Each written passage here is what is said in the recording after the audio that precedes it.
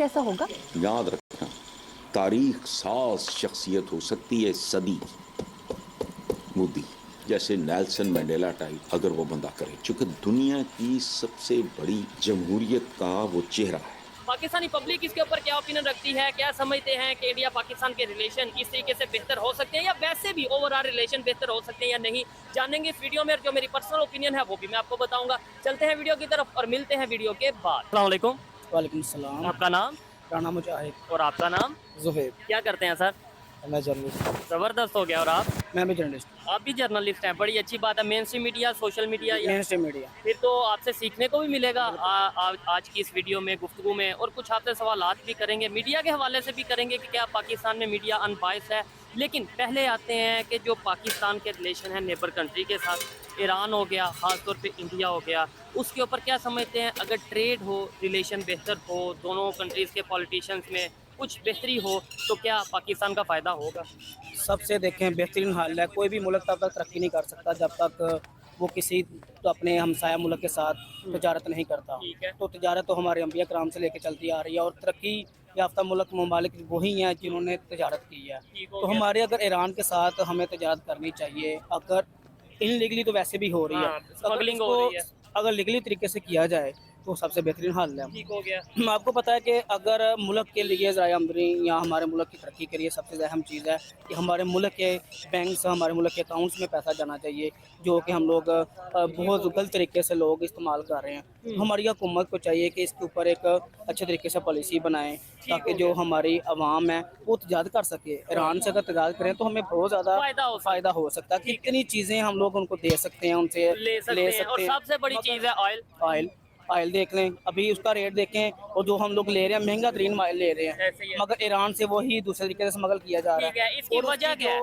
इसकी वजह क्या है, मतलब क्यों नहीं ले सकते? हमारे मुल्क के जो बड़े लोग बैठे हैं जो चाहते ही नहीं है कि इस मुल्क के अंदर बेहतरी आ सके, ये सबसे बड़ी करप्शन यही से शुरू मेरे ख्याल से इसकी वजह ये है कि इंटरनेशनल दबाव है। दबाव तो है, IMF का दबाव तो जाहिर है, वो मगर शो तो ना कर सकते। ठीक हो गया। वो शो करेंगे तो फिर वो कहेंगे कि आप लोग इस तरीके से ले रहे हैं। ठीक है, वो दबाव है, मगर अगर अंडरग्राउंड कर रहे हैं तो उसी तरीके को अगर वो अच्छे तरीके से मैनेज करें और उसके साथ जो टैक्स है उसका कम करें, ताकि जो लोग चोरी तरीके से स्मगलिंग करते हैं, दूसरे तरीके से इस मुल्क में लेके आते हैं या दे रहे हैं, वो भी रुक सकती है, वो बेहतरी आ सकती भी आ सकती है। सर, ईरान के हवाले से इनसे बात हुई है, इंडिया के हवाले से आपसे बात करेंगे कि 76 साल हो गए हैं, उस तरीके से कभी हमें ये सुनने में नहीं मिला, मतलब 1-2 महीने के लिए शायद सुनने को मिला हो, लेकिन लॉन्ग टर्म के लिए सुनने को नहीं मिला रिलेशन बेहतर है। सबसे पहले तो ये बताइएगा, यहाँ के पॉलिटिशियन नहीं रिलेशन बेहतर कर रहे, वहाँ के पॉलिटिशियन नहीं बेहतर कर रहे, कौन नहीं बेहतर कर रहा? फिर उसके बाद इंडिया के साथ जो रिलेशंस है ना, वो आप पॉलिटिशियंस पे नहीं आप कर सकते।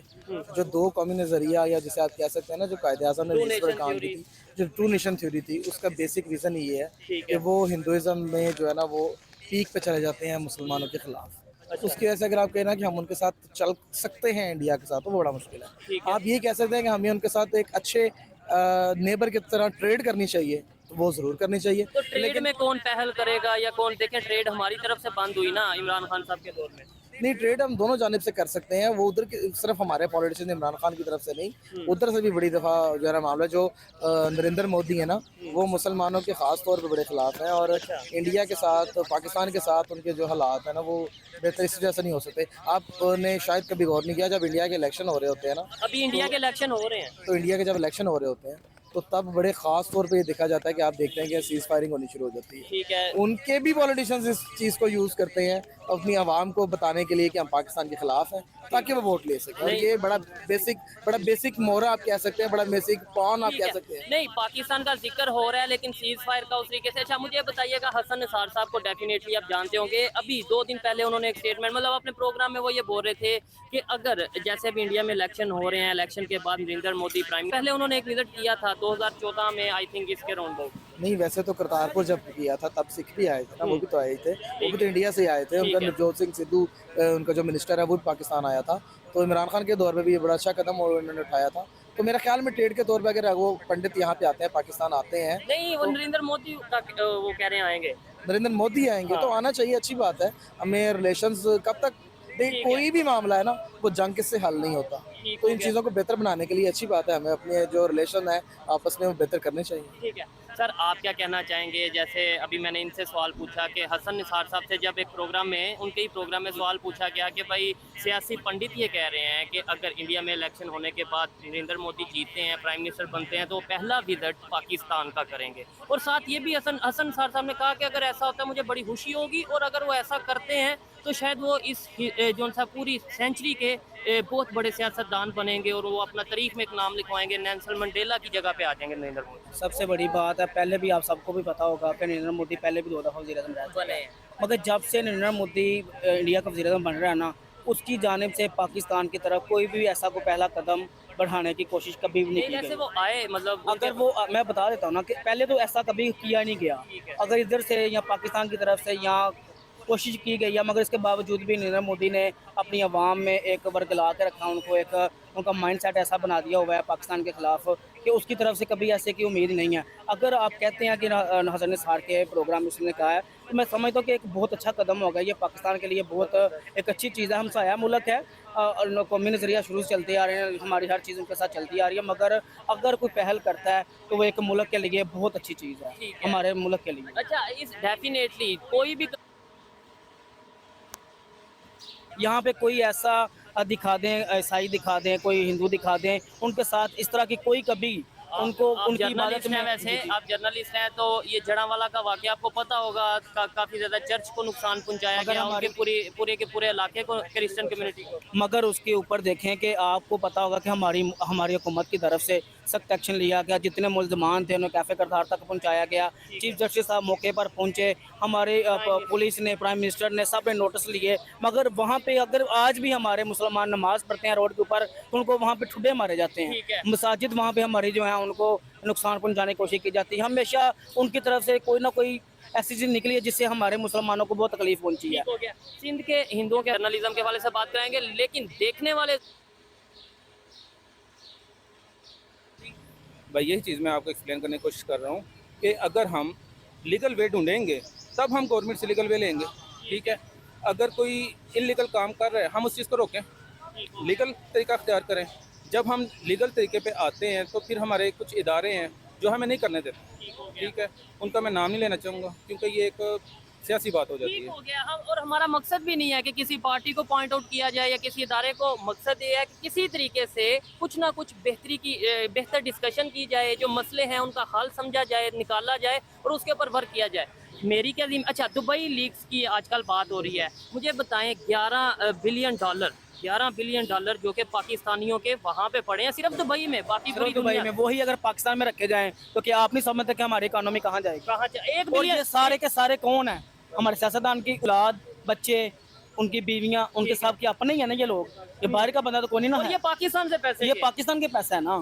अगर वहाँ पे दुबई पे आप जाके इन्वेस्टमेंट कर रहे हैं, वहीं पे जाके आप खरीद रहे हैं, खरीदो फरोख्त कर रहे हैं, प्रॉपर्टी खरीद रहे हैं, फ्लैट्स खरीद रहे हैं, क्या वही पैसा अगर पाकिस्तान में लगाया जाए या रखा जाए या यहाँ पे बिजनेस किया जाए तो उससे हमारी इकोनॉमी बेहतर हो सकती है। हमारी आवाम जो इस वक्त भूख से दो चार है, गरीब से गरीब होता जा रहा है, अमीर से अमीर होता जा रहा है, क्या मुल्क के हालात हैं? डॉलर देखें कहाँ पे जा रहा है। मगर IMF की हम सारी शराइत माननी पड़ती हैं हमें, क्योंकि हम उनके मकरूज हैं। हम उनके वो पास जो जाते हैं, वो कहते नहीं हैं हमारे हम पास लोग, आते। वो होता है हमारे मुल्क में। कितने का हमें पेट्रोल कितने का मिल रहा है, मगर यहाँ पे कितने का दिया जा रहा है। आए रोज हमारी इलेक्ट्रिसिटी कहाँ पे जा रही है। ठीक हो गया। आप सारी चीजें देखें ना, ये कौन जिम्मेदार है? ये हमारे हुक्मरान है। अगर ये चाहें तो बड़ा कुछ बेहतर हो सकता है। अच्छा, बड़ी हेल्दी डिस्कशन चल रही है, और ऐसी डिस्कशन बहुत कम टाइम में, मतलब ये कि हमें मौका मिलता है कि ऐसे लोगों से बात की जाए जो कि खुद इंटरनेशनल पॉलिटिक्स को जानते हैं, जो कि खुद देखते हैं कि इस टाइम पाकिस्तान की, जो हम यूनिवर्सिटी के स्टूडेंट्स हैं, जो यूथ है, वो इस टाइम की साइड। अच्छा भाई, आप बताइएगा, इस टाइम दुबई लीक्स का जिक्र किया जा रहा है, उसके ऊपर क्या कहना चाहेंगे? $1 बिलियन के लिए IMF की रिक्वेस्ट करनी पड़ती है, और दूसरी साइड पे $11 बिलियन सिर्फ UAE में पड़ा है। अभी बाकी कंट्रीज, आप अमेरिका और यहाँ वहाँ बहुत से कंट्रीज हैं।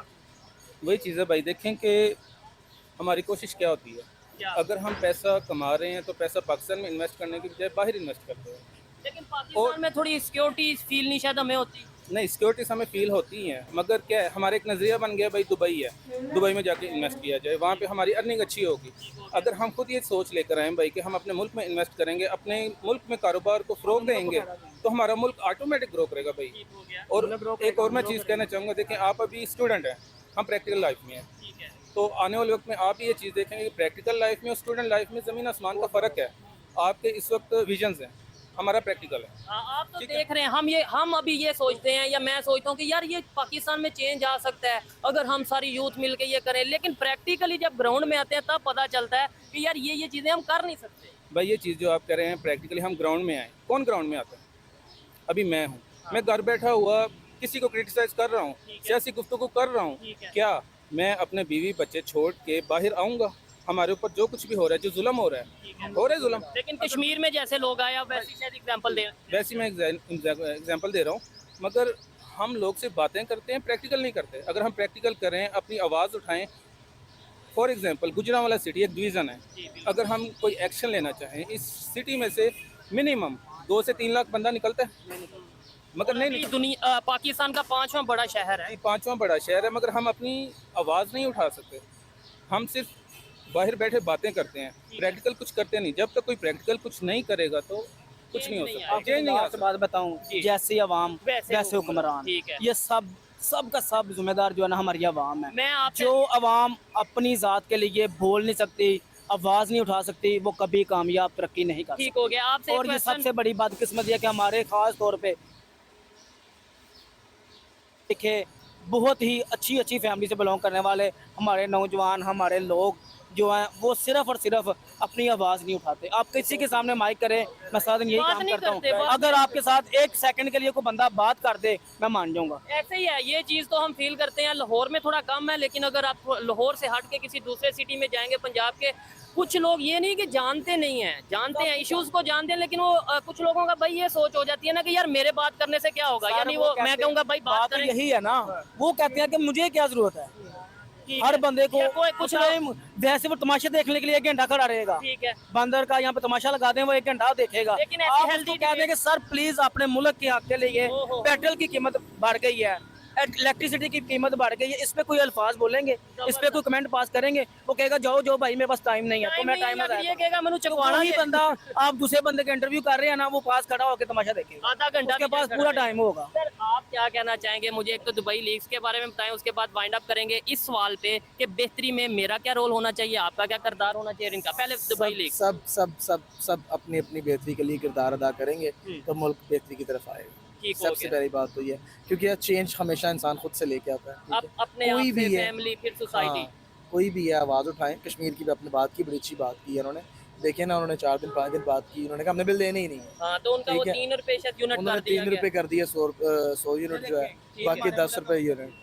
क्या? देखें जी, ये हमारे मुल्क का तो मुस्तकबिल है। ये तो बहुत से इसी तरीके से इसी कहाँ market पे में अदारे, कहाँ पे हैं चाइल्ड प्रोटेक्शन, कहाँ पे है हमारे अदारे, कहाँ पे हैं, कौन कर रहा है इनको? ये देखें, नहीं कुछ नहीं होगा यार, ये बात नहीं मतलब उस होती। तरीके से नहीं है, बात है कि हम लोग इनके ऊपर कुछ देखे ना क्या हालात हैं। लेकिन ये इन्होंने मुस्तकबिल में आके पाकिस्तान की दौड़ें संभालनी है ना, और इसमें ये लोग इनका क्या कसूर कर रहे नहीं है, हैं? इनका तो हमारा कसूर है, हमारी अवाम का। ठीक हो अगर अवाम बोलेगी तो भाई हुक्मरान कुछ करेगा ना।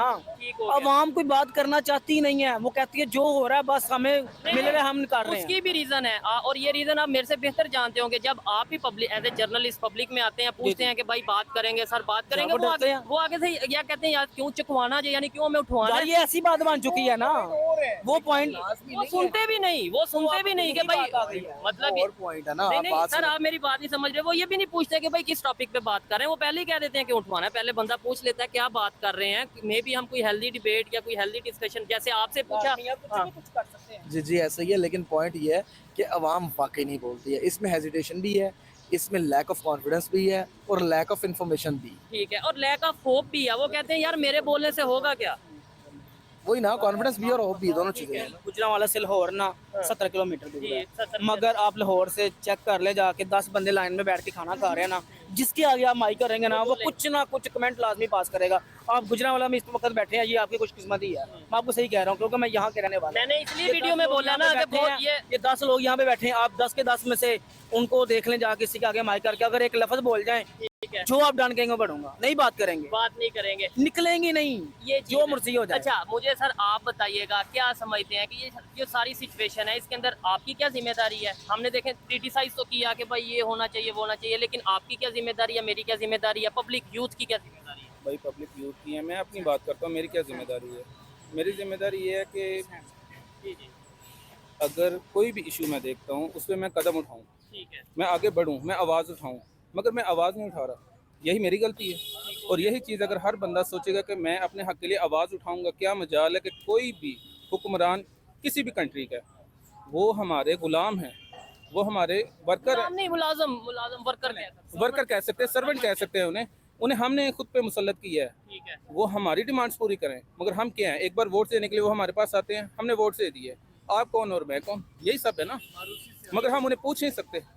हमारा मुल्क एक जमहूरी मुल्क है, डेमोक्रेटिक डेमोक्रेटिक है, मगर कहाँ नज़र आ रही है हमें? ठीक हो गया। अभी हम पे हुकूमत जो मुसल्लत की गई है, क्या ये डेमोक्रेटिक हुकूमत है? नहीं है। हम खामोश बैठे हैं। 76 साल में कब रही है? 76 साल में कोई एक टेन्योर बताएंगे यार उस टाइम पे शायद डेमोक्रेटिक आज तक नहीं है। आज तक नहीं आई। पहले इतनी जिद्दत नहीं थी, सोशल मीडिया नहीं था कि हर बंदे को इल्म नहीं था। Awareness। मगर हर बंदे को अब अवेयरनेस है। हर बंदे ने देखा है, फॉर्म 45 देखा है, फॉर्म 47 देखा है, क्या है, कौन जीत रहा था। ये बात तो मैं बताना भी नहीं चाहता, मगर हर बंदे को इल्म है इस चीज़ का, कौन जीत रहा था और कौन आया। ठीक हो गया। मगर इसकी आवाज़ हमने उठानी है, हम आवाज़ नहीं उठा रहे। हम वॉकआउट करें भाई, क्यों नहीं वॉकआउट करते? ये चीज हम पूरा मन प्रोटेस्ट, मेरा भी हक है, आपका भी हक है। हम करें, हमारा हक है, जमहूरी हुकूमत है भाई, हम जमहूरियत में रहे, हम बादशाहत में नहीं रह रहे। ठीक हो गया। हम कदम अच्छा, लास्ट में मैं अगर एक चीज़ बताऊं, हमारा मुल्क एक अजीम तर मुल्क है। इसको बिल्कुल। अजीम तर बनाने के लिए हमें अपने एंड पे हर इंसान को, ठीक है। हर बंदे को इस मुल्क को अजीम से अजीम तर बनाने के लिए कोशिश करनी होगी। जिस तरह मैं समझता हूँ कि इस 2024 के इलेक्शन में हमारी यूथ ने काम किया है, मैं कहता हूँ कि अगर इसी तरह यूथ हमारी एक्टिविटीज़ और अपने आप को अगर समझते के दौर संभालने में, तो फिर इस मुल्क को इंशाल्लाह तरक्की करते हुए कोई चीज़, कोई ताकत इसका सामना नहीं कर सकती। ठीक है। एक ये जिस तरीके से इस वक्त हमारे मुल्क में हमारे यूथ ने काम करके वोट कास्ट किया है, हर चीज़ को चेंज किया गया, हर चीज़ में नाम तक बदले गए हैं, सब कुछ किया गया, मगर बहुत ज़बरदस्त इस दफ़ा लोगों ने वोट कास्ट किया और पहुंच के वोट कास्ट किया। अच्छा रिस्पांस आया बहुत अच्छा वोटिंग response है, में। बहुत ज़्यादा समझ लें कि इसमें शऊर आ गया आवाम में। नहीं, ये सोशल मीडिया लगा लें, ये आवाम का शऊर लगा लें, या किसी की भी इसमें जो है ना, आप समझ लें कि इसमें एक चीज हम ये देख, कंट्रीब्यूशन किसी की भी हो सकती है। एक चीज ये देखते हैं, जो वाकई में कोई सच की बात करता है, आवाज उठाता है, उसे बहुत इजीली टैग भी लगा दिया जाता है। लेट्स सपोज आप कहेंगे कि भाई हमें किसी से जंग नहीं करनी, हमें ट्रेड करनी है। आप एक एग्जांपल दे रहा हूँ, वैसे आपका अपना एक प्रोस्पेक्टिव हो सकता है, तो आगे से ये कह दिया जाएगा ये देखो ये तो उसकी साइड ले रहा है, ये लेट्स सपोज इंडिया के हवाले से कह रहा है तो सॉफ्ट वो कॉर्नर तो इसलिए किया जाता है कि क्योंकि अगर वो कहते हैं कि इन तक ये बात पहुंच के तो हमारी करप्शन का जरिया बंद हो जाएगा। हाँ। अब देखें, इलेक्ट्रिसिटी अगर इतनी ज्यादा महंगी की जा रही है, तो जहाँ क्या पे क्या यूनिट है इस वहाँ पे- हुकूमत को नहीं पता कि ये 200 यूनिट या 300 यूनिट देने की बात कर रही थी, तो है। क्या ये सोलर प्लेटें जो आवाम को कह रहे हैं उसके कि ऊपर- आप लगाएं, आपने सोलर लगाएं, तो क्या ये हुकूमत सोलर उस लेवल पे जाके लगाए ताकि हमें इलेक्ट्रिसिटी सस्ती मिल आपको सके? पता है पूरे रीजन अगर ये सारा रीजन में इतने 2% अभी लग गई है, तो इन्होंने टैक्स का सोचना शुरू ठीक कर है। दिया। आपको पता है पूरे रीजन में, ये पूरे साउथ एशिया में सबसे महंगी बिजली कहाँ पे है, किस कंट्री में है? पाकिस्तान में एब्सोल्युटली।